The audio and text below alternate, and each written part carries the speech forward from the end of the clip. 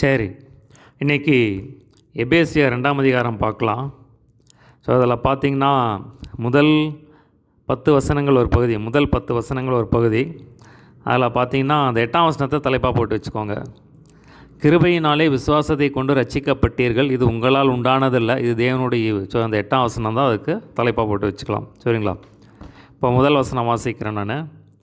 அக்கிரமங்களினாலும் பாவங்களினாலும் மரித்தவர்களாய் இருந்த உங்களை உயிர்ப்பித்தார். சரிங்களா? அக்கிரமங்களினாலும் பாவங்களினாலும் மரித்தவர்களாக இருந்த உங்களை உயிர்ப்பித்தார். ஸோ முன்னாடி பார்த்தீங்கன்னா ரட்சிக்கப்படுறதுக்கு முன்னாடி பார்த்திங்கன்னா பழைய வாழ்க்கையில் இருந்தோம், பழைய பாவ வாழ்க்கையில் இருந்தோம். ஸோ அதிலிருந்து தேவன் வந்து சுவிசேஷத்தை கேள்விப்பட்டதன் மூலமாக தேவன் நம்மளை ரட்சித்தார், பாவத்திலிருந்து நம்ம மீட்டெடுத்தார், உயிர்ப்பித்தான்னு சொல்லி அந்த இடத்துல சொல்கிறார். சரிங்களா? ஸோ அது ஒரு ரட்சிப்பின் அனுபவத்தை பற்றி சொல்கிறார். ஸோ அந்த 10 வசனத்தில் எப்படி தேவன் உங்களை ரட்சித்தார் அப்படின்னு சொல்லி அந்த காரியத்தை விளக்குவார். சரிங்களா? இப்போ அக்கிரமங்கள்னாலும் பாவங்களாலும் மரித்தவர்களாக இருந்தவங்களை உயிர்ப்பித்தார். சரிங்களா? ஒரு பாவம் ரொம்ப கொடூரமானது. சரிங்களா? பாவம் ரொம்ப கொடூரமானது. இப்போ நான் வேதத்தில் பார்க்குறோம், யோவான் 10:10 திருடன் திருடவும் கொல்லவும் அழிக்கவும் என்று வேறொன்றுக்கும் வரான்னு சொல்லி நம்ம பார்க்குறோம். ஆனால் நானும் அவைகளுக்கு ஜீவன் உண்டாயிருக்கும், அது பரிபூர்ணப்படம் வந்தேன்னு சொல்லி நம்ம பார்க்குறோம். இந்த பாவம் என்ன பண்ணுன்னா ஒருத்தனை அப்படியே கட்டி வச்சிரும் பாருங்கள். அதாவது நீதிமொழிகளை நம்ம பார்க்குறோம், பாவம் செய்கிற மனுஷன் பாவக்கயிறினால் கட்டப்படுகிறான் அப்படின்னு சொல்லி நம்ம பார்க்குறோம். சரி, பார்த்தீங்களா? ஒருத்தன் 100 அடி குழியில் விழுந்துட்டான்னா அவனால் வெளியே வர முடியாது. சரிங்களா? இப்போ யாராவது தூக்கி விட்டால் தான். ஸோ அந்த மாதிரி தான் இப்போ இன்றைக்கி நிறையா பேர் பார்த்திங்கன்னா பலவிதமான பாவத்தினால ஜனங்கள் சீரழிந்து கொண்டு இருக்கிறாங்க. ஸோ அவங்களுக்கு வழி தெரில. சரிங்களா? பார்த்திங்கன்னா அதுக்கு ஒரே வழி என்னென்னா இயேசு கிறிஸ்து தான், சுவிசேஷம் தான், தேவனுடைய வார்த்தை தான். சரிங்களா? அதுக்கு விடுதலை ஒரே ஒரு விமோச்சனம் தான். சரிங்களா? அதுக்கு இயேசு கிறிஸ்து தான். அதுதான் இயேசு கிறிஸ்து தான் நிரந்தர தீர்வு. சரிங்களா? அப்போ அவர் தான் உலக ரட்சகர். இப்போ உலகத்தை ரட்சிக்கிறதுக்கு வானத்தின் கீழே பூமியின் மேலே அவருடைய நாமமே இல்லாமல் பார்த்திங்கன்னா வேற ஒரு நாமம் கட்டளையிடப்படவில்லை. சரிங்களா? அப்போ பார்த்திங்கன்னா ஒரு பாவம் அத்தனை கொடூரமானது. சரிங்களா? அதனால் விளைவுகிற சாபங்கள், அப்படியே ஒரு சாபத்துக்குள்ளே ஒருத்தன் அப்படியே சாத்தான் முடக்கி வச்சு அவனுடைய எல்லா ஆசீர்வாதங்களையும் திருடி விடுவான் பாருங்கள். நான் அப்பேற்பட்ட காரியத்திலேருந்து தேவன் விடுதலை கொடுத்துருக்கா. ஸோ பென்னின்னு சொல்லும்போது சொல்கிறாரு, அவர் salvation is the first miracle அப்படின்னு சொல்லி சொல்கிறார். ஸோ பார்த்திங்கன்னா இயேசு கிறிஸ்து தம்முடைய மிகுந்த கிருபையினால் நமக்கு இந்த ரட்சிப்பை கொடுத்துருக்கார் பாருங்கள். இந்த அந்த பாவத்திலிருந்து விடுதலை பெரிய ஒரு சந்தோஷம் என்னென்னா, நம்ம ஏதோ வாங்குறது அதெல்லாம் கிடையாதுங்க. ஒரு பாவம் இல்லாமல் ஒரு பரிசுத்த வாழ்க்கை அது தேவன் தான் தர முடியும். சரிங்களா? இயேசு கிறிஸ்து தான் தர முடியும். ஸோ அதுதான் பெரிய சந்தோஷம் பாருங்கள். பாவம் இல்லாத ஒரு பரிசுத்த வாழ்க்கை, அதுதான் முதல் நம்பர் 1. அதுக்கப்புறம் தான் மீதி எல்லாமே. சரிங்களா? அதுதான் வேதத்தில் பார்க்குறோம். கொஞ்சம் கொஞ்சமாக ஆண்டவர்கிட்ட வர கொஞ்சம் வேதத்தில் பார்க்குறோம். நிறைவானது வரும்போது குறைவானது ஒளிந்து போகும். ஸோ தேவனிடத்தில் கிட்டி சேர ஆண்டவர் என்ன பண்ணுவார், கொஞ்சம் கொஞ்சமாக நம்ம எல்லாவற்றிலிருந்து விடுதலை கொடுத்துருப்பார் பாருங்கள். சங்கீதம் 40ஆம் அதிகாரத்தில் நம்ம பார்க்குறோம், உளையான சேற்றிலிருந்தும் படுகொலியிலிருந்து தேவன் என்னை தூக்கி எடுத்து கண்மலையின் மேல் நிறுத்தினார்னு சொல்லி நம்ம பார்க்குறோம். ஸோ பார்த்திங்களா? அது ஒரு பாவசேர். சரிங்களா? பாவசேர் அது நம்ம ஒவ்வொருத்தருடைய வாழ்க்கையிலும் பழைய பாவங்கள் இருக்கும். எடுத்து பார்த்தோன்னா அது பயங்கரமாக இருக்கும். அதில் ஒவ்வொருத்தர் எவ்வளவோ அடிமைப்பட்டிருந்தாங்க அப்படின்னு சொல்லி நமக்கு தெரியும். சரிங்களா? ஆனால் பார்த்திங்கன்னா தேவன் கிருபையாக அதிலிருந்து நம்ம தூக்கி எடுத்திருக்காருன்னு தான் நம்ம அதுதான் இந்த இடத்துல சொல்கிறார். 2ஆம் வசனம் பாருங்கள். அவைகளில் நீங்கள் முற்காலத்திலே உலக வழக்கத்திற்கேற்றபடியாகவும் கீழ்ப்படியாமின் பிள்ளைகளிடத்திற்கு இப்போது கிரியை செய்கிற ஆகாயத்து அதிகார பிரபுவாகிய ஆவிக்கேற்றபடியாகவும் நடந்து கொள்வீர்கள். ஸோ பார்த்தீங்கன்னா முன்னாடி ஆகாயத்து அதிகார பிரபுங்க யார், சாத்தானை குறிக்க. சரிங்களா? சாத்தான் நம்மளை அதை பழைய பாவத்துக்குள்ளே ஏதோ ஒரு ஒவ்வொருத்தருக்குமே ஒரு அடிமைத்தனம் இருக்கும். சில பார்த்தீங்கன்னா 2 காரியங்கள் 4 காரியத்தில் அடிமைத்தனமாக இருப்பாங்க. சரிங்களா? அப்போ அதுலேயே போட்டு கட்டி வச்சிடுறது அவங்களுக்கு. ஸோ பார்த்தீங்கன்னா அதில் உலக பிரகாரமாக அப்படி தான் இருந்தீங்க, சாத்தான் உங்களை கட்டி வச்சிட்டான் அப்படின்னு சொல்லி சொல்கிறார். அவர்களுக்குள்ளே நாம் எல்லோரும் முற்காலத்திலே நமது மாம்ச இச்சையின்படியே நடந்து நமது மாம்சமும் மனம் விரும்பினவைகளை செய்து சுபாவத்திலே மற்றவர்களைப் போல கோபாக்கினை பிள்ளைகளாக இருந்தோம். ஸோ முன்னாடி பார்த்தீங்கன்னா இதே மாதிரி நம்ம மனசு என்னென்னலாம் நினச்சோம், நம்ம மாம்சம் என்னென்னலாம் இச்சித்தோ அதுக்கெல்லாம் இடம் கொடுத்து அதெல்லாம் நம்ம செஞ்சு கோபாக்கினை பிள்ளைகளாக இருந்தோம் அப்படின்னு சொல்லி சொல்கிறார். தேவனோ இரக்கத்தில் ஐஸ்வர்யம் உள்ளவராய் நம்மில் அன்பு கூர்ந்த தம்முடைய மிகுந்த அன்பினாலே அக்கிரமங்களில் மரித்தவர்களாயிருந்த நம்மை கிறிஸ்துவோடே கூட உயிர்ப்பித்தார், கிருபையினாலே ரட்சிக்கப்பட்டீர்கள். சரிங்களா? பார்த்தீங்கன்னா தேவன் நம்ம மேல் வச்ச கிருபையினால் என்ன பண்ண பிதாபானவர் நம்ம பார்க்குறோம், யோவான் 3:16 தேவன் தம்முடைய ஒரே குமாரனை விசுவாசிக்கிறவன் எவனோ அவன் கெட்டு போகாமல் நித்திய ஜீவனை பெற்றுக்கொள்ளும்படியாக அவரை தந்தள்ளி இவ்வளவாய் அன்பு கூர்ந்தான்னு சொல்லி நம்ம பார்க்குறோம். சரிங்களா? அப்போ அதுக்கு ஒரு பெரிய கிரயத்தை செலுத்தியிருக்கா இருப்பாங்க. நம்முடைய பாவம் மன்னிக்கப்படுறது அப்படிங்கிறது நம்ம வேதத்தில் பார்க்கணும். ரத்த சிந்துதல் இல்லாமல் பாவம் மன்னிப்பு கிடையாது. சரிங்களா? இப்போ பார்த்தீங்கன்னா இப்போ இயேசு கிறிஸ்துவே நம்ம சொந்த ரத்தத்தை கொடுத்து நம்ம விலைக்கு வாங்கியிருக்கார் பாருங்க. சரிங்களா? அப்போ பார்த்தீங்கன்னா இது தேவனுடைய இரக்கம் மகாபெரிய, அதாவது அவர் இரக்கத்தின் ஐஸ்வர்யம் அப்படின்னு சொல்லி நம்ம வேதத்தில் பார்க்குறோம். தேவனோ இரக்கத்தில் ஐஸ்வர்யம் உள்ளவராய் நம்மில் அன்பு கூர்ந்த தம்முடைய மிகுந்த அன்பினாலே அக்கிரமங்களில் மரித்தவர்களாக இருந்த நம்மை கிறிஸ்துவுடனே கூட உயிர்ப்பித்தார். கிருபையினாலே ரட்சிக்கப்பட்டீர்கள். ஸோ பார்த்திங்கன்னா அக்கிரமங்கள் இருந்ததுன்னா ஆண்டவர் சுவிசேஷத்தின் மூலமாக நம்ம நம்மளை விடுதலை கொடுத்து நம்ம ரட்சித்து உயிர்ப்பித்தார் அப்படின்னு சொல்லி சொல்கிறார். கிருபையினாலே ரட்சிக்கப்பட்டீர்கள். ஸோ நமக்கு எப்படி இந்த ரட்சிப்பு தேவனுடைய கிருபையினால் தான் நமக்கு கிடைச்சதுன்னு சொல்லி சொல்கிறார்.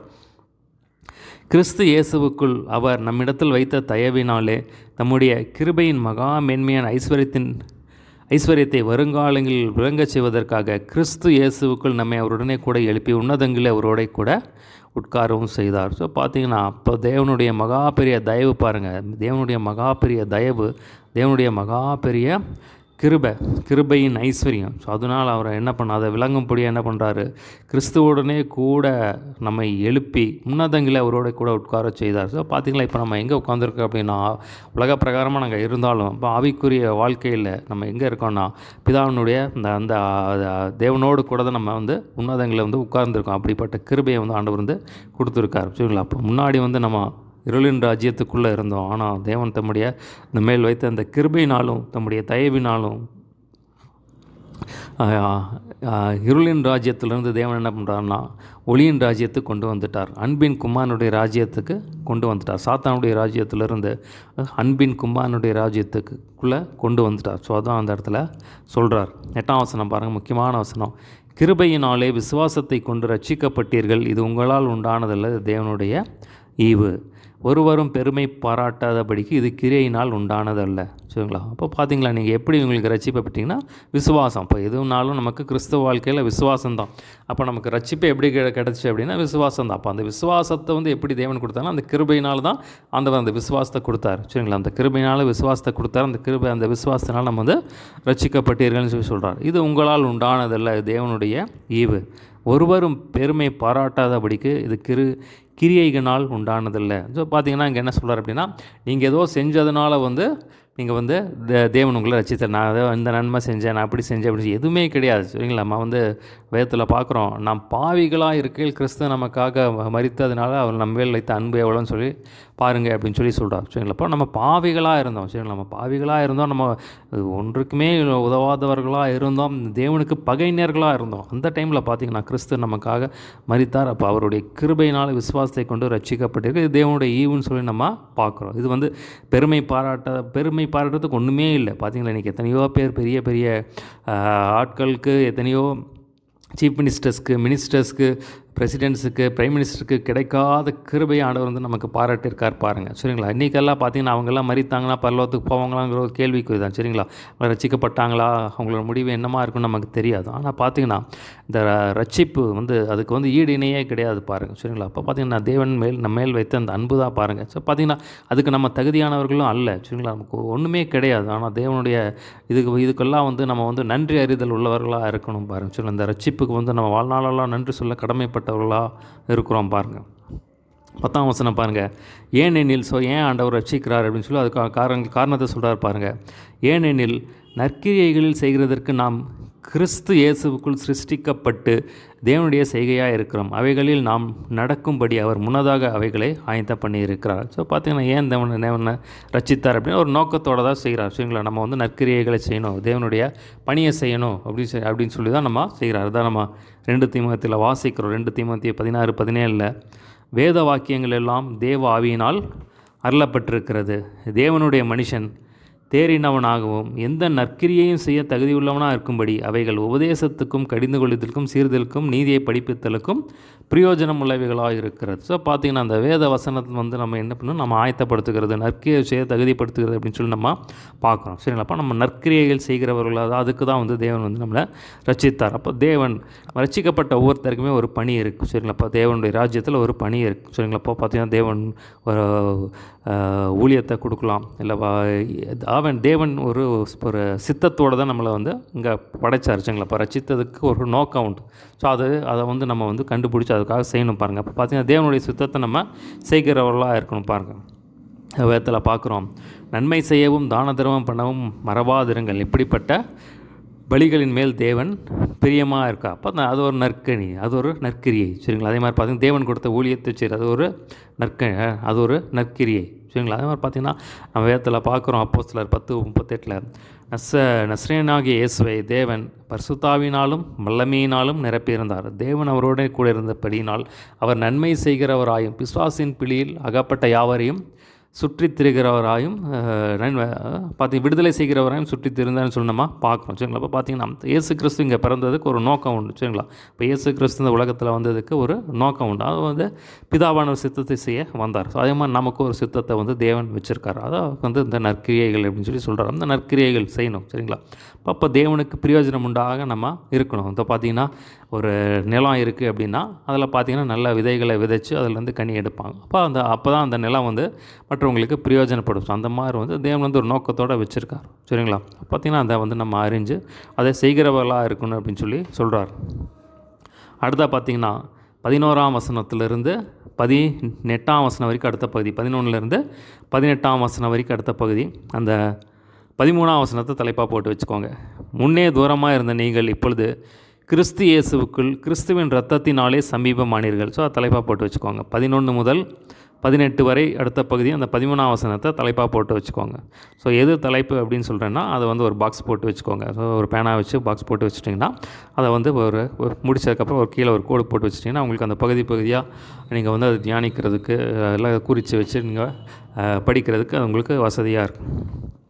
11ஆம் வசனம் பாருங்கள். ஆனபடியினால் முன்னே மாம்சத்தின்படி புறஜாதியாராக இருந்து மாம்சத்தின் கையினாலே செய்யப்படுகிற விருத்த சேதம் உடையவர்களால் விருத்த சேதம் இல்லாதவர்கள் எனப்பட்ட நீங்கள் அக்காலத்திலே கிறிஸ்துவை சேராதவர்களும் இஸ்ரவேலுடைய காணியாட்சிக்கு புறம்பானவர்களும் வாக்குத்தத்தத்தின் உடன்படிக்கைகளுக்கு அந்நியரும் நம்பிக்கை இல்லாதவர்களும் உலகத்தில் தேவனற்றவர்களுமாய் இருந்தீர்கள் என்று நினைத்து கொள்ளுங்கள். ஸோ இந்த இடத்துல என்ன சொல்கிறாருன்னா, இந்த எபேசு சபைக்குள்ளே பார்த்திங்கன்னா நிறையா வந்து புறஜாதிகள் வந்து ரட்சிக்கப்பட்டிருந்தாங்க. அதில் பார்த்திங்கன்னா புறஜாதிகள் வந்து ரட்சிக்கப்பட்டிருந்தாங்க. அதில் பார்த்திங்கன்னா யூதர்களும் இருந்தாங்க. சரிங்களா, இப்போ யூதர்கள் யார் அப்படின்னா பார்த்திங்கன்னா அவங்க வந்து பழைய ஏற்பாடு நல்லா தெரியும். இப்போ பார்த்திங்கன்னா தேவன் அந்த ஜனங்களை தான் ஆபிரகாம், ஈசாக்கு, யாக்கோபு மூலமாக அந்த சந்ததியில் வந்தவங்க இஸ்ரவேல் ஜனங்கள். சரிங்களா, அப்போ அவங்களுக்கு வந்து அந்த பழைய ஏற்பாடு தெரியும், யெகோவா தேவன் தெரியும், மோசேயை பற்றி தெரியும், அந்த தீர்க்கதரிசன புஸ்தகங்கள் ஆகமங்கள் எல்லாம் வந்து தெரியும். ஆனால் புறஜாதியாக இருக்கிறவங்க அவங்களுக்கு ஒன்றுமே தெரியாது. அவள் வந்து மற்ற தெய்வங்களை வணங்கி கொண்டிருந்திருப்பாங்க. சரிங்களா, அவங்களுக்கு வந்து தெரியாது. பார்த்திங்கன்னா அந்த யூதர்களும் சுவிசேஷத்தை கேட்டு ரட்சிக்கப்பட்டு உள்ளே இருந்தாங்க. அதே மாதிரி பார்த்திங்கன்னா அந்த யூதர்கள் வந்து விருத்த சேதனம் பெற்றவர்கள். சரிங்களா, பார்த்திங்கன்னா பழைய ஏற்பாட்டு பிரமாணத்தின்படி வந்து எல்லாருமே வந்து விருத்த சேதனம் பண்ணப்படணும். சரிங்களா, பார்த்திங்கன்னா அவங்க வந்து அந்த யூதர்கள் வந்து யூதர்களும் சுவிசேஷத்தை கேட்டு ரட்சிக்கப்பட்டு உள்ளே இருந்தாங்க. அதே மாதிரி பார்த்திங்கன்னா புறஜாதி ஜனங்களும் ரட்சிக்கப்பட்டு உள்ளே இருந்தாங்க. அப்போ அந்த புறஜாதி அந்த யூதர்கள் என்ன சொல்கிறாங்க, இப்போ விருத்த சேதம் பண்ணப்பட்டவர்கள் விருத்த சேதம் இல்லாதவர்களை பார்த்திங்கன்னா அவங்களுக்குள்ள ஒரு பிரிவினை இருந்துச்சு. ஸோ பார்த்திங்கன்னா இவங்க வந்து விருத்த சேதம் அடையாதவங்க. அப்போ அவங்க ரெண்டு பேர்த்துக்குள்ளே ஒரு சின்ன ஒரு பிரிவினை இருந்துச்சு. சரிங்களா, அப்போ அதை தான் வந்து இந்த இடத்துல சொல்கிறார். இப்போ பார்த்திங்கன்னா விருத்த சேதனம் உள்ளவர்கள் அந்த யூதர்கள் வந்து அந்த யூதர் அல்லாதவர்கள் அதாவது புறஜாதியிலேருந்து ரட்சிக்கப்பட்ட அவங்கள பார்த்து சொல்கிறாங்க, நீங்கள் வந்து ஆனால் பார்த்தீங்கன்னா முன்னாடி வந்து நீங்கள் எப்படி இருந்தீங்க அதை சொல்கிறார். அக்காலத்திலே அப்போ அந்த யாரை இந்த 12ஆம் வசனத்தில் பார்த்தீங்கன்னா விருத்த சேதம் இல்லாதவர்கள் எனப்பட்ட நீங்கள் அக்காலத்திலே கிறிஸ்துவை சேராதவர்கள், புறஜாதியார் வந்து ரட்சிக்கப்பட்டவர்களை பற்றி சொல்கிறார். சரிங்களா, புறஜாதியார் வந்து ரட்சிக்கப்பட்டவர்களை பற்றி சொல்கிறார். அக்காலத்திலே கிறிஸ்துவை சேராதவர்கள், அப்போ கிறிஸ்துவுக்கு அவங்களுக்கு சம்மந்தம் இல்லை. சரிங்களா, ஆனால் யூதர்களுக்கு அந்த பழைய ஏற்பாடு தெரியும். ஆனால் அந்த புறஜாதியாக இருந்து ரட்சிக்கப்பட்டவங்களும் இயேசுவை பற்றி தெரியாது. இயேசு கிறிஸ்துவை சேராதவர்களும் இஸ்ரவேலுடைய காணியாட்சிக்கு புறம்பானவங்க. ஆனால் பார்த்தீங்கன்னா அவங்களுக்கு அந்த காணியாட்சி கிடையாது. இப்போ இஸ்ரவேல் ஜனங்களும் இந்த காணியாட்சி வாக்குத்தத்தத்தின் உடன்படிக்கைக்கு அந்நியரும். ஸோ பார்த்திங்கன்னா அவங்களுக்கு வந்து அந்த உடன்படிக்கை இல்லை. இப்போ பார்த்திங்கன்னா இஸ்ரவேல் ஜனங்களோட தான், யூதர்களோட தான் தேவன் வந்து அந்த பழைய ஏற்பாட்டில் உடன்படிக்கை பண்ணினார். நம்பிக்கை இல்லாதவர்களும், ஏன்னா பார்த்தீங்கன்னா புறஜாதியாக இருக்கிறவங்க அவங்களுக்கு என்ன பண்ணுறதுன்னே தெரியாது, அவங்களுக்கு ஒரு நம்பிக்கை இருக்குது. ஆனால் பார்த்தீங்கன்னா புதிய ஏற்பாட்டில் நம்ம சொல்கிறோம், நம்முடைய ஆத்மனங்கோரம் கிறிஸ்து தான். சரிங்களா? கிறிஸ்து தான் நம்ம கண்மலை, கிறிஸ்து தான் நம்முடைய அஸ்திவாரம், கிறிஸ்து தான் நம்முடைய மூளைக்கல்லம், கிறிஸ்து தான் நமக்கு எல்லாமே. சரிங்களா? அப்போ அவர் தான் உலக ரட்சகர், அவர் தான் வந்து மேசியா, அவர் தான் நம்ம பரலோகத்துக்கு கொண்டு போய் சேர்க்கிறவர். அவர் மூலமாக தான் நம்ம பிதாவினிடத்தில் போக முடியும், பரலோகத்துக்கு போக முடியும். ஸோ அந்த ஒரு உறுதி வந்து நமக்கு இருக்குது. ஆனால் புறஜாதிகளுக்கு அது இல்லை. சரிங்களா? பார்த்தீங்கன்னா நானும் புறஜாதியிலிருந்து தான் வந்தேன்னா எனக்கு தெரியும், ஒரு நம்பிக்கை இல்லாத ஒரு ஓட்டம் தான். சரிங்களா? ஏதோ ஒன்று என்னமோ பண்ணுறாங்க அவ்வளோ, அப்படியே இந்த மாதிரியான ஒரு உறுதி வந்து எதுலேயுமே கிடையாது. சரிங்களாப்பா? அந்த நம்பிக்கை இல்லாதவர்களாக இருந்தீங்க அப்படின்னு சொல்கிறார். உலகத்திலே தேவனற்றவர்களுமாக இருந்தீர்கள் என்று நினைத்து கொள்ளுங்கள். ஸோ ஏதோ ஒன்று தேவன் வச்சு கும்பிட்டுட்டு இருந்திருக்காங்க, இல்லைன்னா தேவனற்றவர்களாக இருந்தீங்கன்னு சொல்லி அதை வந்து நீங்கள் நினைத்து கொள்ளுங்கள் அப்படின்னு சொல்கிறார். முன்னே தூரமாக இருந்த நீங்கள் இப்பொழுது கிறிஸ்து இயேசுவுக்குள் கிறிஸ்துவின் இரத்தத்தினாலே சமீபமானீர்கள். ஸோ பார்த்தீங்கன்னா இப்போ இயேசு கிறிஸ்து என்ன பண்ணார், இப்போ வந்து நம்ம தான் ரட்சிக்கப்பட்டதுக்கப்புறம் இயேசு கிறிஸ்துவின் இரத்தத்தினால் வந்து நீங்கள் வந்து எல்லாம் ஒரே கிறிஸ்தவர்கள், தேவனுடைய பிள்ளைகள் ஒரே குரூப்பாக மாற்றிட்டீங்க. அப்போ இயேசு கிறிஸ்துவின் ரத்தம் இதை உங்களை சமீபமாக இருக்க பண்ணுச்சு அப்படின்னு சொல்கிறார். எப்படி எனில் அவரே நம்முடைய சமாதான காரணராகி இருதிறத்தாரையும் ஒன்றாக்கி பகையாக நின்ற பிரிவினையாக நடுச்சுவரை தகர்த்து சட்டத்திட்டங்களாகிய நியாயப்பிரமாணத்தை தம்முடைய மாம்சத்திலே ஒழித்து இருதிறத்தாரையும் தமக்குள்ளே ஒரே புதிய மனுஷனாக சிருஷ்டித்து இப்படி சமாதானம் பண்ணி பகையை சிலுவையிலே கொன்று அதனால இருதிறத்தாரையும் ஒரே சரீரமாக தேவனுக்கு ஒப்புரவாக்கினார். இப்போ பார்த்தீங்கன்னா இதில் பார்த்தீங்கன்னா இந்த இருதிறத்தார்னு சொல்லி வரும். இப்போ இந்த இருதிறத்தார் அப்படிங்கிறது யாருன்னா அந்த ரசிக்கப்பட்ட ஜனங்களா, ரசிக்கப்பட்ட அது சுவிசேஷத்தை கேட்டு ரசிக்கப்பட்ட புறஜாதிகள், சுவிசேஷத்தை கேட்டு ரசிக்கப்பட்ட யூதர்கள். சரிங்களா? அப்போ யூதர்கள் வந்து விருத்த சேதனம் பண்ணப்பட்டவர்கள், அந்த புறஜாதிகள் வந்து சுவிசேஷத்தை கேட்டு ரசிக்கப்பட்டவங்க, ஆனால் விருத்த சேதனம் பண்ணப்படாதவர். ஸோ அவங்களுக்குள்ள ஒரு பிரிவினை இருந்துச்சு. ஸோ அந்த பிரிவினையை வந்து இயேசு கிறிஸ்துவின் ரத்தம் வந்து நீக்கி இப்போ பார்த்தீங்கன்னா அவங்களுக்குள்ள ஒரே ஒன்றாக்கிட்டார், அந்த பகையை வந்து எடுத்துட்டார் அப்படின்னு சொல்கிறார். 14ஆம் வசனம் பாருங்க. எப்படி எனில் அவரே நம்முடைய சமாதான காரணராகி. பார்த்தீங்கன்னா அவர் தான் நம்முடைய சமாதான ஏசையால் பார்க்குறோம், அவர் தான் நம்முடைய சமாதான பிரபு அப்படின்னு சொல்லி பார்க்குறோம். சரிங்களா? சமாதான காரணராகி இருதிறத்தாரையும் ஒன்றாக்கி, அதாவது யூதர்களையும் யூதர் அல்லாதவர்களையும் ஒன்றாக்கி பகையாக நின்ற பிரிவினையாகிய நடுச்சுவரை தகர்த்து சட்டத்திட்டங்களாகிய நியாயப்பிரமாணத்தை தம்முடைய மாம்சத்திலே ஒழித்து. ஸோ பார்த்திங்கன்னா சட்டத்திட்டங்களை வந்து ஒழிச்சிட்டார். அதான் நியாயப்பிரமாணத்துக்கு ஒரு முடிவு நம்ம வேதத்தில் பார்க்குறோம். ரோமர் 10 இயேசு கிறிஸ்து நியாயப்பிரமாணத்தின் முடிவாக இருக்கிறான்னு சொல்லி நம்ம பார்க்குறோம். அப்போ பார்த்திங்கன்னா தம்முடைய இயேசு கிறிஸ்து சிலுவைக்கு போகிற வரைக்கும் சிலுவையில் மறுத்ததுனால வந்து அந்த சட்டத்தை, அந்த நியாயப்பிரமாணத்துக்கு ஒரு முற்றுப்புள்ளியை கொண்டு வந்துட்டார். அதை ஒழித்து இருதிறத்தாரையும் தமக்குள்ளாக ஒரே புதிய மனுஷனாக சிருஷ்டித்து இப்படி சமாதானம் பண்ணி பகையை சிலுவையிலே கொன்று அதனால இருதிறத்தாரையும் ஒரே சரீரமாக தேவனுக்கு ஒப்புரவாக்கினார். சரிங்களா? இப்போ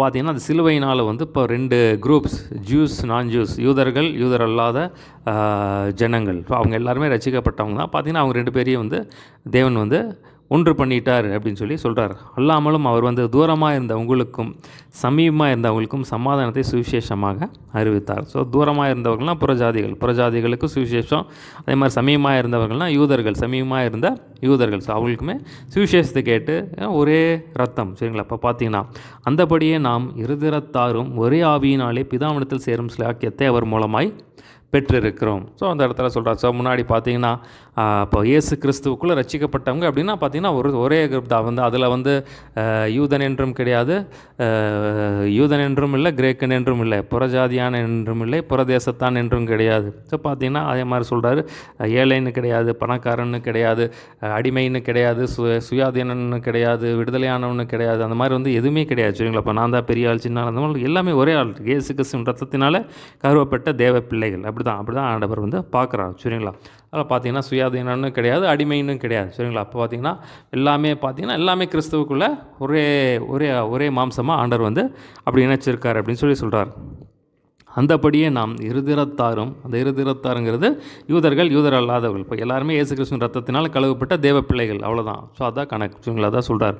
ஒரே ஆவியினாலே பிதாவினிடத்தில் சேரும் ஸ்லாக்கியத்தை அவர் மூலமாய் பெற்றிருக்கிறோம். ஸோ பார்த்திங்களா, பரிசுத்த ஆவியினால் பிதாவினிடத்தில் எல்லாருமே பார்த்திங்கன்னா இயேசு கிறிஸ்துவினால் ரட்சிக்கப்பட்ட, இயேசு கிறிஸ்துவின் ரத்தத்தினால் கழுவப்பட்ட தேவ ஜனங்கள் எல்லாருமே பரிசுத்த ஆவியின் அபிஷேகத்தை பெற்றவர்கள், பரிசுத்த ஆவியில் நிரப்பப்பட்டவர்கள், பரிசுத்த ஆவியில் நடத்தப்படுகிறவர்கள். பார்த்திங்கன்னா பிதாவினிடத்தில் எல்லாருமே சேர்ந்து பிதாவினிடத்தில் சேரும் ஸ்லாக்கியத்தை பெற்றிருக்கிறோம் அப்படின்னு சொல்லி இந்த இடத்துல சொல்கிறார். அடுத்த பாருங்கள், 19 22 வரைக்கும் அடுத்த பகுதி. அந்த 19ஆம் வசனத்தை தலைப்பாக போட்டு வச்சுக்கோங்க. 19 முதல் 22 வரை கடைசி பகுதி. இந்த 19ஆம் வசனம் தலைப்பாக போட்டு வச்சுக்கோங்க. ஆகையால் நீங்கள் இனி அந்நியரும் பரதேசிகளுமாக இராமல் பரிசுத்தவான்களுடைய ஒரே நகரத்தாரும் தேவனுடைய வீட்டாருமாக இருந்து. ஸோ அதை வேணால் தலைப்பாக போட்டு வச்சுக்கோங்க, சரிங்களா? ஸோ அதான் தலைப்பு.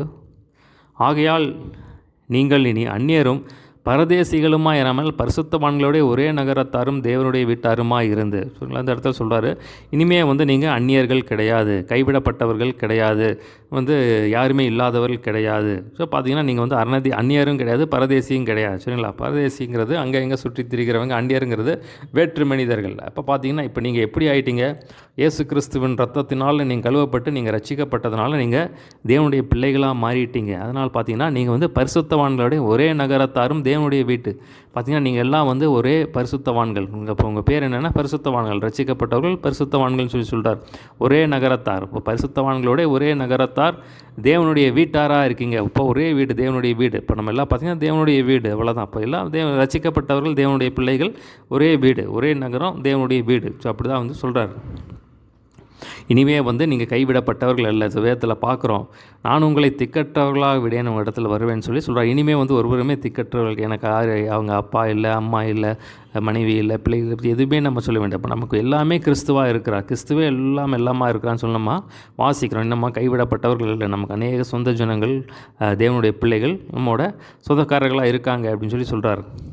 அப்போஸ்தலர் தீர்க்கதரிசிகள் என்னுடைய அஸ்திபாரத்தின் மேல் கட்டப்பட்டவர்களாயும் இருக்கிறீர்கள். அதற்கு இயேசு கிறிஸ்து தாமே மூளைக்கல்லாக இருக்கிறார். சரிங்களா? அப்புறம் சொல்கிறாரு பார்த்தீங்கன்னா, அப்போ இயேசு கிறிஸ்து தான் மூளைக்கல். ஸோ அதுக்கு மேலே தான் எல்லாருமே கட்டப்பட்டிருக்கீங்க அப்படின்னு சொல்கிறார். ஸோ அதுக்கு மேலே பார்த்தீங்கன்னா அப்போஸ்தலர் தீர்க்கதரிசிகள் என்னுடைய அஸ்திபாரத்தின் மேல் கட்டப்பட்டவர்களாயும் இருக்கிறீர்கள். ஸோ பார்த்தீங்கன்னா நம்ம ரட்சிக்கப்பட்டவுடன் நம்ம கிறிஸ்துவுக்குள்ளே குழந்தைகளாக இருக்கும். சரிங்களா? அப்போ பார்த்திங்கன்னா அதுக்கப்புறம் கிறிஸ்துவ வாழ்க்கை அப்படிங்கிறது ஒரு வளர்ச்சி. சரிங்களா? இப்போ எத்தனை வயசில் நம்ம வேணால், சிலர் பார்த்திங்கன்னா சின்ன வயசுலேயே ரட்சிக்கப்பட்டிருப்பாங்க, அப்படியே கிறிஸ்துவுக்குள்ளே அப்படியே வளர்ந்து வருவாங்க. சிலர் பார்த்திங்கன்னா லேட்டாக தான் ரட்சிக்கப்படுவாங்க. சரிங்களா? சிலர் பார்த்திங்கன்னா 30 வயசில் ரட்சிக்கப்படுவாங்க, சில பேர் 40 வயசில் ரட்சிக்கப்படுவாங்க, சில பேர் 50 வயசில் ரட்சிக்கப்படுவாங்க, சில பேர் 60 வயசில் கூட ரட்சிக்கணும். 60 வயசில் ரட்சிக்கப்பட்டவங்க அவங்கள கிறிஸ்துவுக்குள்ளே குழந்தைகள் தான். சரிங்களா? அவங்களும் அப்படியே கொஞ்சம் கொஞ்சமாக வளர்ந்து வராங்க. அப்போஸ்தலர் தீர்க்கதரிசிகள் என்னுடைய அஸ்திபாரத்தின் மேலும் கட்டப்பட்டவர்களாயும் இருக்கிறீர்கள். ஸோ அப்படி ரட்சிக்கப்பட்டவர்களுக்கு என்ன பார்த்திங்கன்னா, அவங்களுக்கு ஒருத்தர் மூலமாக ரட்சிக்கப்பட்டிருப்பாங்க, அப்புறம் வேற ஒருத்தர் அவருக்கு பாஸ்டராக இருந்திருப்பாங்க, வேற ஒருத்தர் அவங்களுக்கு போதிச்சிருப்பாங்க. ஸோ சில பேர் தீர்க்கதரிசனம் சொல்லியிருப்பாங்க. ஸோ அவங்களுக்கு உபதேசம் போதிக்கப்பட்டிருக்கு. ஸோ அந்த மாதிரி பார்த்திங்கன்னா, இப்போ பார்த்திங்கன்னா ஆண்டவர் தண்ணீர் பாய்ச்சிக்கிறார். ஒருத்தவங்க விதைக்கிறவங்களாக இருப்பாங்க, ஒருத்தர் நீர் பாய்ச்சிக்கிறவங்களாக இருப்பாங்க. ஸோ பார்த்திங்கன்னா ஒருத்தர் அபிஷேகத்தில் நடத்துகிறவங்களாக இருப்பாங்க, ஒருத்தர் போதிக்கிறவங்களாக இருந்திருப்பாங்க. ஸோ பார்த்திங்கன்னா அதுதான் இந்த இடத்துல சொல்கிறார். இப்போ சத்தியத்தையும் அறிவீர்கள், சத்தியம் உங்களை விடுதலையாக்கும். ஸோ சத்தியத்தை நிறைய பேர் சொல்லிக் கொடுக்குறவங்க இருப்பாங்க. சரிங்களா? அப்போ பார்த்திங்கன்னா இயேசு கிறிஸ்து தான் நமக்கு பேஸ்மெண்ட். சரிங்களா? அவர் தான் மூளைக்கல். ஸோ அதுக்கு மேலே பார்த்திங்கன்னா அப்போஸ்தலர்கள் அவங்களுடைய வளர்ச்சிக்கு உதவி செஞ்சுருப்பாங்க. அது மாதிரி தீர்க்கதரிசிகள் அவர்களுக்கு வளர்கிறதுக்கு உதவி செஞ்சுருப்பாங்க. இப்போ அவங்களுடைய அஸ்திபாரத்தின் மேலே நீங்கள் கட்டப்பட்டவர்களாக இருக்கீங்க அப்படின்னு சொல்கிறார். அப்போ நம்முடைய கிறிஸ்துவ வளர்ச்சியை ஒரு மாளிகை மாதிரி அவர் சொல்கிறார். அவர் ஒரு இதுக்கு வளர்ச்சியாக சொல்கிறார். இதுக்கு இயேசு கிறிஸ்து தாமே மூளைக்கல். ஸோ பார்த்திங்கன்னா வேதத்தில் நம்ம ஏசாயா 28:14 வாசிக்கிறோம். இதோ அஸ்திபாரமான ஒரு கல்லை நான் சியோனிலே வைக்கிறேன், அது பரீட்சிக்கப்பட்டதும் வெளியேறப்பட்டதும் திட அஸ்திபாரம் உள்ளதுமான மூளைக்கல்லாக இருக்கும், விசுவாசிக்கிறவன் பதறான். ஸோ பார்த்திங்கன்னா அந்த மூளைக்கல் யாருன்னா இயேசு கிறிஸ்து தான். அது பரீட்சிக்கப்பட்டதும் வெளியேறப்பட்டதும் திட அஸ்திபாரமான மூளைக்கல்லாக இருக்கும், விசுவாசிக்கிறவன் பதறான். ஸோ பார்த்திங்களா, இயேசு மேலே விசுவாசித்து வச்சுட்டோம்னா நமக்கு பிரச்சனையே இல்லை பாருங்க. சரிங்களா? அதான் சொல்கிறார். பார்த்திங்கன்னா வேதத்தில் நம்ம பார்க்குறோம். மத்தேயு 7ஆம் அதிகாரத்தில் நான் சொல்லிய வசனத்தை கேட்டு அதைப்படி செய்கிறவன் பார்த்திங்கன்னா புத்தியுள்ள மனுஷனுக்கு ஒப்பாக இருக்கிறான்னா கண்மலையின் மேல் கட்டப்பட்ட வீடாக இருந்துச்சு. இப்போ பெரிய பெரிய பெருவெல்லாம் பெருங்காற்று அடித்தோன்னா அது விழலை. ஏன்னா பார்த்திங்கன்னா நம்ம எது மேலே நம்மளுடைய அஸ்திபாரத்தை வச்சுருக்கோம். சரிங்களா? அப்போ நம்மளுடைய நம்ம முழு நம்பிக்கையும் நம்ம எது மேலே வைக்கணும் அப்படின்னா தேவ வார்த்தை மேலே வைக்கணும். இயேசு கிறிஸ்து மேலே நம்ம முழு நம்பிக்கையை வைக்கணும் பாருங்கள். சரிங்களா? அப்போ வந்து அவங்க எப்படிப்பட்டவங்களாக இருக்காங்கன்னா, கண்மலையின் மேல் கட்டப்பட்ட வீடாக இருப்பாங்க. சரிங்களா? அப்போ பார்த்திங்கன்னா நம்முடைய முழு நம்பிக்கையும் நம்முடைய எல்லாவற்றையுமே நம்முடைய முழு நம்பிக்கையை இயேசு கிறிஸ்து மேலே வைக்கணும் பாருங்கள். இப்போ இயேசு கிறிஸ்து மேலே தேவ வார்த்தை மேலே வைக்கணும். சரிங்களா? அதுக்கு மேலே ஒன்றுமே கிடையாது. சரிங்களா? அதுக்கப்புறம் தான் எல்லாம். சரிங்களாப்பா? நம்ம முழு நம்பிக்கை அது மேலே வைக்கணும். அப்படிப்பட்டவங்களை வந்து விழமாட்டாங்க அப்படின்னு சொல்லி சொல்கிறார். அவர் மேல் மாளிகை முழுவதும் இசைவாய் இணைக்கப்பட்டு கர்த்தருக்கு பரிசுத்த ஆலயமாக எழும்புகிறது. அவர் மேல் நீங்களும் ஆவியினாலே தேவனுடைய வாசஸ்தலமாக கூட்டி கட்டப்பட்டு வருகிறீர்கள். சரிங்களா? பார்த்திங்கன்னா இயேசு கிறிஸ்து தான் மூளைக்கல். ஸோ இப்போ இயேசு கிறிஸ்து மேலே நீங்கள் வந்து நம்முடைய கிறிஸ்துவ வளர்ச்சி, நம்ம வந்து தேவனுக்கு செய்கிற பணி, அதை வந்து நம்மளுடைய வளர்ச்சி, நம்ம தேவ செய்கிற பணி, அது வந்து எப்படின்னா ஒரு மாளிகைக்கு ஒப்பிட்டு சொல்கிறார். சரிங்களா? இப்போ நம்ம எப்படி நம்ம ஆவியினாலே நம்ம வந்து ஆவியினாலே நம்ம வந்து வளர்ச்சி அடைகிறோம். அதை வந்து தேவனுடைய மாளிகை எப்படி கட்டப்படுதோ, ஒரு மாளிகை எப்படி கட்டப்படுதோ அதுக்கு மேலே ஒரு செங்கல் வச்சு ஒரு மேலே செங்கல் வச்சு அதுக்கு மேலே ஸோ அந்த மாதிரி வந்து நம்ம தேவனுக்கு செய்கிற பணியை வந்து அந்த மாதிரி வந்து அதுக்கு ஒப்பிட்டு சொல்கிறார். சரிங்களா? அவர் மேல் நீங்களும் ஆவியினாலே தேவனுடைய வாசஸ்தலமாக கூட்டி கட்டப்பட்டு வருகிறீர்கள். ஸோ நம்முடைய வளர்ச்சி 2 கொரிந்தியர் 3:18 நம்ம வாசிக்கிறோம். நம்ம எல்லாரும் திறந்த முகமாய் கர்த்தருடைய மகிமை கண்ணாடியிலே காண்கிறத போல கண்டு ஆவியாக இருக்கிற கர்த்தரால் மகிமையின் மேல் மகிமை அடைந்து மறுரூபமாகிறோம். சரிங்களா? இப்போ வேதவசனத்தை படித்து வேதவசனம் படிக்க நம்ம சத்தியம் அறிஞ்சு கொள்கிறோம். அப்போ சத்தியத்தை அறிய நம்ம வந்து கர்த்தருக்குள்ளே வளர்கிறோம். எப்படி வளர்கிறோம் அப்படின்னா பரிசுத்த ஆவியானவர் நமக்கு உதவி செய்கிறார். ஆவியாக இருக்கிற கர்த்தராலே மகிமை மேல் மகிமை அடைந்து மறுரூபப்படுகிறோம். ஸோ அப்படி தான் நீங்களும் கட்டப்படுறீங்க. அப்போ பார்த்திங்கன்னா நம்மளும் வந்து வளர்கிறோம். நம்ம வந்து தேவனுடைய ராஜ்யத்துக்கு ஏதாவது செய்கிறோம். அதை வந்து அவர் வந்து அதுக்கு ஒப்பிடுறார். ஒரு மாளிகை ஆவியில் வந்து கட்டப்படுகிற ஒரு மாளிகைக்கு ஒப்பனையாக வந்து இந்த இடத்துல சொல்கிறார். சரிங்களா? சரி, இப்போ என்ன பார்த்தோம் அப்படின்னா தேவன் வந்து எப்படி நம்ம ரட்சித்தார் அப்படின்னு சொல்லி நம்ம பார்த்தோம். அக்கிரமங்களாலும் பாவங்களாலும் மரித்தவர்களாக இருந்த நம்ம வந்து உயிர்ப்பித்தான்னு சொல்லி அந்த காரியத்தை பார்த்தோம். முன்னாடி வந்து சாத்தானுக்கு அடிமைகளாக இருந்தீங்க. அதுக்கப்புறம் பார்த்தீங்கன்னா தேவன் வந்து கிருபையினாலே விசுவாசத்தை கொண்டு ரட்சிக்கப்பட்டீங்க. இது தேவனுடைய ஈவு. நற்கிரியைகளை செய்ய முடியாது தேவன் வந்து உங்களை முன்னதாகவே தெரிந்து கொண்டார், உங்களை ஆயத்தப்படுத்தினார் அப்படின்னு சொல்லி அந்த காரியத்தை நம்ம பார்த்தோம். ஸோ முன்னாடி தூரமாக இருந்த நீங்கள் இப்போ கிறிஸ்து இயேசுவுக்குள் கிறிஸ்துவின் ரத்தத்தினாலே சமீபமானீர்கள். ஸோ பார்த்தீங்கன்னா உங்களுக்கு யூதர் அல்லாதவர்களுக்கும் இந்த ரட்சிக்கப்பட்டவர்களுக்கும் ஒரு பகை இருந்துச்சு. அதை வந்து இயேசு கிறிஸ்துவின் ரத்தத்தினால வந்து நீங்கள் வந்து அது வந்து ஒரு திறத்தை சேர்த்து வச்சுது அப்படின்னு சொல்லி அந்த காரியத்தை நம்ம பார்த்தோம். அதே மாதிரி பார்த்தீங்கன்னா இனிமேல் வந்து நீங்கள் வந்து அந்நியர்கள் இல்லை, பரதேசிகள் அல்ல. பார்த்தீங்கன்னா தேவனுடைய நகரத்தாராக இருக்கீங்க, தேவனுடைய வீட்டாராக இருக்கீங்க. பார்த்தீங்கன்னா அப்போஸ்தலர் தீர்க்கதரிசிகளுடைய அஸ்திபாரத்தின் மேல் கட்டப்பட்டவர்களாக இருக்கீங்க. அப்போ இயேசு கிறிஸ்து தான் இதுக்கு வந்து மூளைக்கல். ஸோ அவர் தான் வந்து ஃபவுண்டேஷன். அதுக்கு மேலே தான் வந்து நீங்கள் வந்து ஒரு பரிசுத்த ஆலயமாக நீங்கள் எழும்புகிறீங்க. நீங்களும் ஆவியினாலே தேவனுடைய வாசஸ்தலமாக கூட்டி கட்டப்பட்டு வரீங்கன்னு சொல்லி அந்த காரியத்தை வந்து சொல்கிறார். சரிங்களா? ஒரு சின்ன ஜாமனியை முடிச்சிடலாம். ஏசப்பா எங்களோட பேசின வார்த்தைக்காய் நன்றி ஆண்டவரே.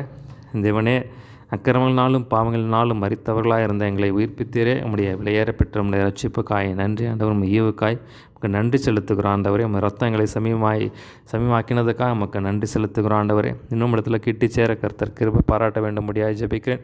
சொல்லப்பட்ட வசனங்கள் 100 வளர்ந்து பெருக கிருபை செய்யும் இந்த நாம் மாத்திரம் மகிமைப்படட்டும். இயேசு நாமத்தில் எல்லாவற்றும் கேட்குறோம் ஜீவன் நல்ல பிதாவே. ஆமென்.